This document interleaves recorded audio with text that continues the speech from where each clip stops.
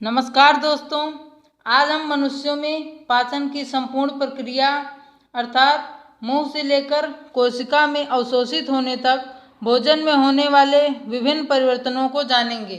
तो चलिए शुरू करते हैं।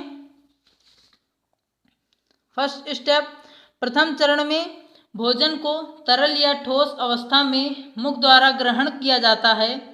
मुख में उपस्थित लार ग्रंथि से टाइलिन एंजाइम स्रावित होता है जो मंड को शर्करा में बदल देता है।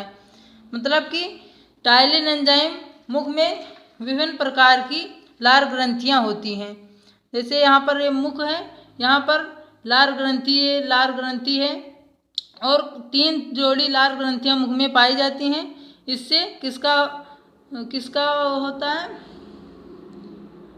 टाइलिन एंजाइम द्वारा मंड को शर्करा में बदला जाता है। यहाँ पर टाइलिन एंजाइम स्रावित होता है, उससे मंड को शर्करा में बदला जाता है। इसके बाद भोजन ग्रास नली में जाती है।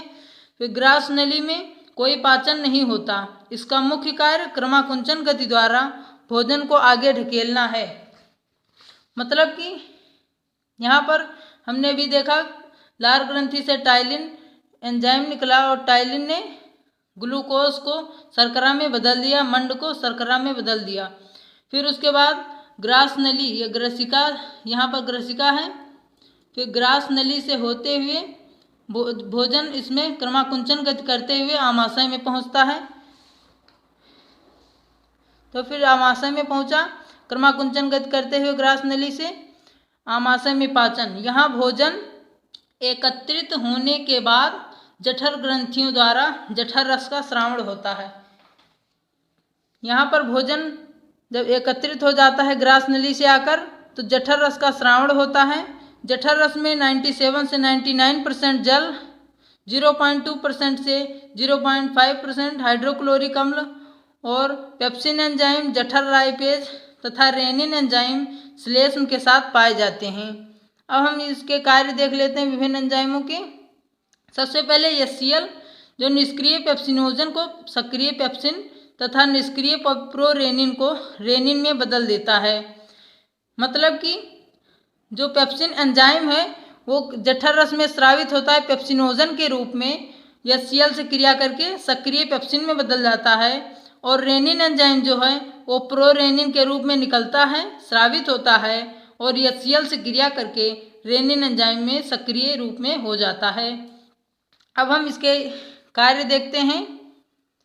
पेप्सिन एंजाइम के कार्य, प्रोटीन को पेप्टोन्स तथा पॉलीपेप्टाइड में तोड़ देता है। कौन? Pepsin enzyme. तो हमें अगर पूछे कि प्रोटीन का पाचक एंजाइम क्या है तो उस कहेंगे पेप्सिन। तो और अगला है रेनिन एंजाइम। रेनिन दुग्ध प्रोटीन, मतलब कि दूध में जो प्रोटीन केसीन होता है उसे पैरा केसिनेट में बदल देता है। नेक्स्ट एंजाइम है हमारा जो जठर रस से निकलता है, लाइपेज एंजाइम। लाइपेज एंजाइम द्वारा वसा का आंशिक पाचन होता है, मतलब कि पूर्ण रूप से पाचन नहीं होता है। यह वसा को ट्राइग्लिसराइड्स में बदल देता है। ट्राइग्लिसराइड में बदल देता है। आमाशय में भोजन 3 से 4 घंटों तक ठहरता है।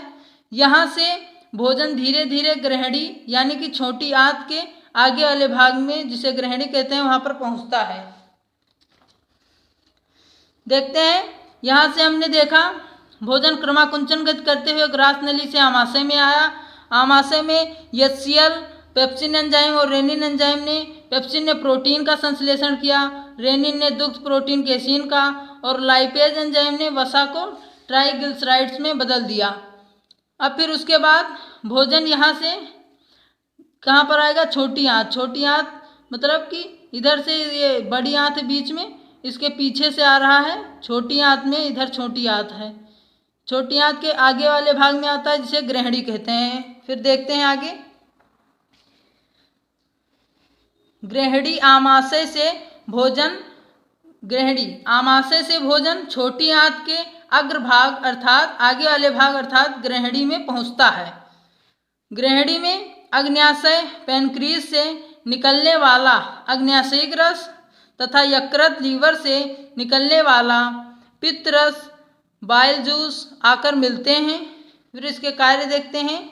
पित्तरस का मुख्य कार्य वसा का इमल्सीकरण तथा आमाशय से प्राप्त भोजन के माध्यम को क्षारीय बनाना है। पित्तरस, वहाँ पर हमने देखा आमाशय में HCl निकला था। HCl भोजन के माध्यम को अम्लीय कर देता है, चूंकि HCl अम्ल है, और यहाँ पर पित्तरस क्षारीय होता है। ये भोजन के माध्यम को अम्लीय से क्षारीय बना देता है।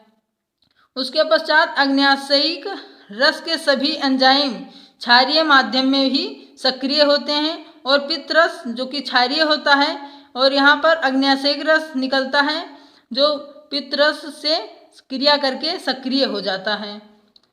अब अग्न्याशयिक रस के एंजाइम को देखते हैं। कौन कौन से एंजाइम होते हैं? Trypsin enzyme. ट्रिप्सिन एंजाइम, इसके द्वारा आमाशय से प्राप्त प्रोटीन पर क्रिया की जाती है। मतलब कि आमाशय में जो प्रोटीन बच गया था संश्लेषण होने से, यहाँ पर ट्रिप्सिन एंजाइम उस पर क्रिया करती है। तो यहाँ पर हमने दो प्रोटीन पाचक एंजाइम जाना, पेप्सिन और ट्रिप्सिन। एमाइलाप्सिन एमाइलेज, ये अग्न्याशयिक रस के एंजाइम हम पढ़ रहे हैं। ट्रिप्सिन हो गया पहला। सेकंड है एमाइलाप्सिन एमाइलेज। यह कार्बोहाइड्रेट्स पर क्रिया कर माल्टोज एवं अन्य शर्कराओं में बदल देता है। माल्टोज और अन्य शर्कराओं में बदल देता है, मतलब कि कार्बोहाइड्रेट का पाचन होता है, उससे माल्टोज और शर्कराएं बनती हैं। फिर अग्न्याशयिक रस का नेक्स्ट है तीसरा नंबर एंजाइम लाइपेज। यह भोजन की वसा पर क्रिया कर उसे वसीय अम्ल या ग्लिसरॉल में बदल देता है।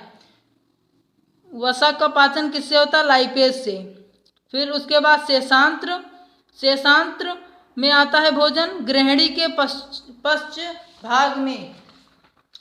देखिए यहाँ पर ग्रहणी का अग्रभाग, ग्रहणी मतलब छोटी आंत का अग्रभाग इतना था। फिर पश्च भाग में भोजन आता है, किसमें? शेषांत्र में। ग्रहणी यहाँ पर पश्च भाग होता। ग्रहणी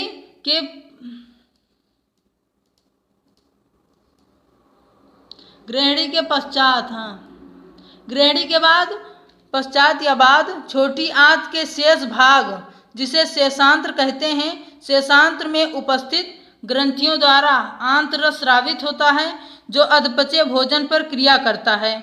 मतलब ग्रहणी के बाद भोजन शेषांत्र में आता है, जो किसका? छोटी आंत का शेष भाग होता है, उसमें आता है। और यहाँ पर उपस्थित ग्रंथियाँ कुछ उपस्थित होती हैं, जिससे आंतरस स्रावित होता है, और जो बचा हुआ भोजन अधपचा होता है, जो भोजन अभी तक पचा नहीं होता है पिछली क्रियाओं से, जो भी हमने देखा था, तो यहाँ पर उसका पाचन होता है। आंतरस के एंजाइम को अब देख लेते हैं हम। आंतरस में कौन कौन से एंजाइम होते हैं? आंतरस में सुक्रेज शर्करा को ग्लूकोज में बदल देता है। लैक्टोज शर्करा को ग्लूकोज में बदल देता है।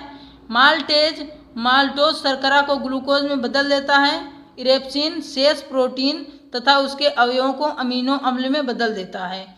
ये क्या है? आंतरस के एंजाइम ये चारों हैं, और उनके कार्य आगे लिखे हुए हैं। उसके बाद है अवशोषण। छोटी आंत में भोजन का पूर्ण रूप से पाचन हो जाता है, और पचा हुआ भोजन छोटी आंत के पश्च भाग यानी पीछे वाले भाग में अवशोषित हो जाता है। छोटी आंत में रसांकुरों द्वारा अवशोषण तल बढ़ा हुआ होता है। यहाँ पर रसांकुर होते हैं छोटी आंत में, उससे रसांकुर मतलब ऐसे ऐसे कुछ निकले होते हैं, उससे भोजन का तल अवशोषण तल बढ़ जाता है। यह अवशोषित पदार्थ रुधिर द्वारा ऊतकों तथा ऊतकों में उपस्थित ऊतक द्रव्य के माध्यम से कोशिकाओं में चले जाते हैं। अवशोषित किया हुआ जो भोजन है, मतलब कि अवशोषित पदार्थ जो है, पाचन के बाद जो भोजन अवशोषित होकर बचता है, उसे रुधिर में वो चला जाता है अवशोषित पदार्थ ऊतकों में, तथा ऊतकों में उपस्थित ऊतक द्रव्य के माध्यम से कोशिकाओं में पहुंच जाते हैं। रुधिर से ऊतक में जाता है, और ऊतक से ऊतक द्रव्य में जाता है, ऊतक द्रव्य से कोशिकाओं में पहुंच जाता है। इन सभी क्रियाओं के पश्चात भोजन बड़ी आंत में पहुंचता है, बड़ी आंत में आहार नाल के इस भाग में अपच तथा अपशिष्ट भोजन में से जल का अवशोषण होता है। मतलब कि बड़ी आंत में जल का अवशोषण होता है। जो अपशिष्ट पदार्थ बचते हैं उनसे जल का अवशोषण होता है। इसके पश्चात मल के रूप में उसका बहिक्षेपण हो जाता है। उसके बाद स्वांगीकरण होता है। पचा हुआ भोजन रुधिर द्वारा प्रत्येक कोशिका के जीवद्रव्य तक पहुंचता है। मतलब कि पचा हुआ जो भोजन है वो किससे, खून द्वारा, रुधिर द्वारा जीवद्रव्य, कोशिका के जीवद्रव्य तक पहुंचता है तथा जीवद्रव्य द्वारा आत्मसात कर लिया जाता है। इस क्रिया को स्वांगीकरण कहते हैं। और देखिए यहाँ पर हमने शुरू से फिर से देखते हैं। ये यहाँ से हमने भोजन किया, भोजन लार ग्रंथियों से टाइलिन एंजाइम द्वारा मंड का शर्करा में बदला और यहाँ पर मंड शर्करा में बदला और क्रमाकुंचन गति से ग्रास नली में कहाँ आया, आमाशय में एंजाइमों द्वारा क्रिया होकर भोजन ग्रहणी में आया। ग्रहणी से शेषांत्र में और शेषांत्र से यहाँ बड़ी आंत में जल का अवशोषण हुआ। फिर उसके बाद बहिक्षेपण किया गया और यहाँ से रुधिर द्वारा जो अवशोषित भोजन है कोशिकाओं में पहुँचाया गया। थैंक यू दोस्तों वीडियो को देखने के लिए। वीडियो अच्छा लगा हो तो लाइक कीजिएगा और शेयर कीजिएगा। धन्यवाद।